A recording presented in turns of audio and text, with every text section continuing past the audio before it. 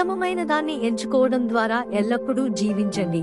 దేవుని వాక్యం మరియు దేవుని చిత్తం. దేవుడు మనకు విధేయత లేదా అవిధేయత ఎంపికను ఇస్తాడు. దేవుడు తనని ఎన్నుకునే లేదా తిరస్కరించే ఎంపికను మనకు ఇస్తాడు. దేవుడు తన ఇష్టానుసారం నడవడానికి లేదా మన స్వంత చిత్తానుసారం నడవడానికి ఎంపిక చేస్తాడు. దేవుడు తన వాక్యంలో నడవడానికి లేదా దాని నుండి దూరంగా నడవడానికి మనకు ఎంపిక చేస్తాడు. దేవుడు మనకు ఆత్మలో నడవడానికి లేదా శరీరాన్ని అనుసరించడానికి ఎంపిక చేస్తాడు. కానీ తెలివైన ఎంపికలు చేయడానికి మీ స్వేచ్ఛను ఉపయోగించండి. అవకాశంతో కాకుండా ఎంపికతో జీవించండి. ఉపయోగకరంగా ఉండండి కానీ ఉపయోగించవద్దు. సాకులు కాదు, మార్పులు చేయండి. యేసు కోసం ప్రకాశించండి కానీ ఇతరులతో పోటీ పడకండి. క్రీస్తులో మీ గుర్తింపును ఎన్నుకోండి, స్వీయ జాలి కాదు. ఇతరుల యాదృచ్ఛిక అభిప్రాయాలను కాకుండా పరిశుద్ధాత్మ ప్రేరేపణలను వినడానికి ఎంచుకోండి. మన భవిష్యత్తు నిర్ణయం ఈ రోజు మనం తీసుకునే ఎంపికలపై ఆధారపడి ఉంటుంది. మీ గత అనుభవాలు లేదా జ్ఞాపకాలు వాటి నుండి నేర్చుకోవడం ద్వారా మెరుగైన నిర్ణయాన్ని ప్రభావితం చేయడాన్ని మీ ప్రధాన నినాదంగా చేసుకోండి. దేవుని వాక్యానికి విధేయత చూపుతూ ఎంపికలు చేసుకోవడం ప్రారంభించడానికి ఈ రోజు కంటే మంచి సమయం మరొకటి లేదు. మీరు దేవుణ్ణి గౌరవించే విధంగా జీవిస్తున్నప్పుడు క్రీస్తు జీవితం అనుసరిస్తుందని మరియు భూమిపై మీకు కావలసిన ప్రతిదాన్ని మీరు కనుగొంటారు. యేసు మాదిరిని అనుసరించడానికి మీ స్వేచ్ఛను ఉపయోగించండి. దేవుడు మనకు స్వేచ్ఛా సంకల్పాన్ని ఇచ్చాడు.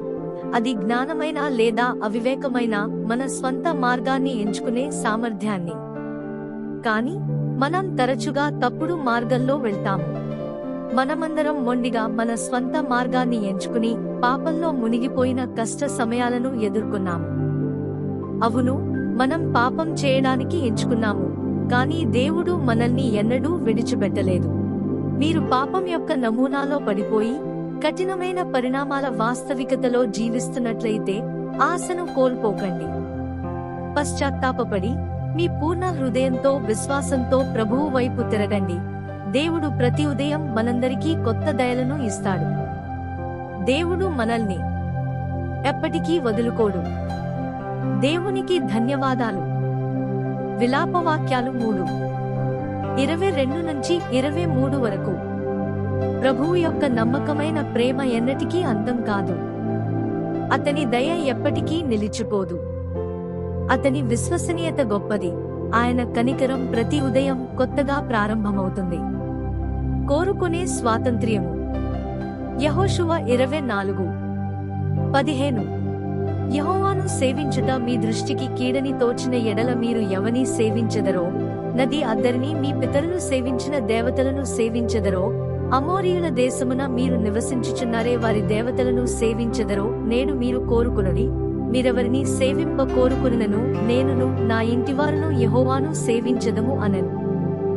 ఈ దినమున మీరు ఎవరిని సేవించెదరో కోరుకునుడి అని యెహోషువ ఇశ్రాయేలీయులను అడిగినప్పుడు, అతడు నిజమైన దేవుడైన యెహోవా మరియు అబద్ధ దేవుడైన బాలాకు వారిరువురిలో కోరుకును స్వాతంత్ర్యమును ఇచ్చెను.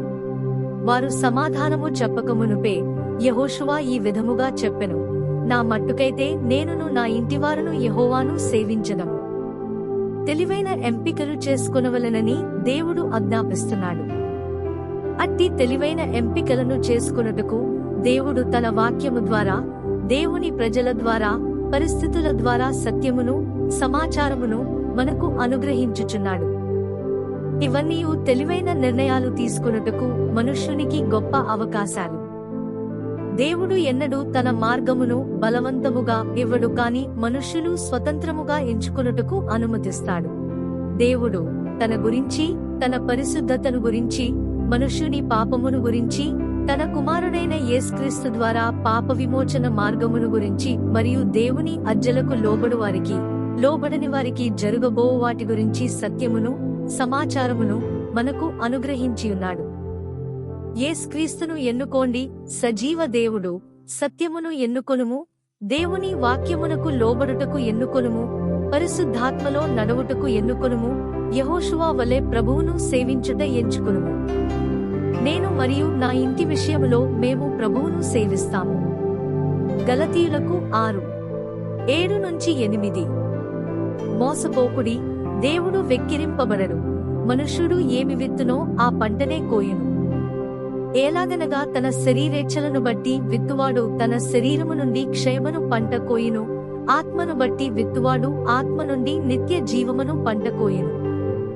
శరీరేచ్ఛలను బట్టి విత్తువాడు దాని పర్యవసానమైన అవినీతియను పంటను కోయును.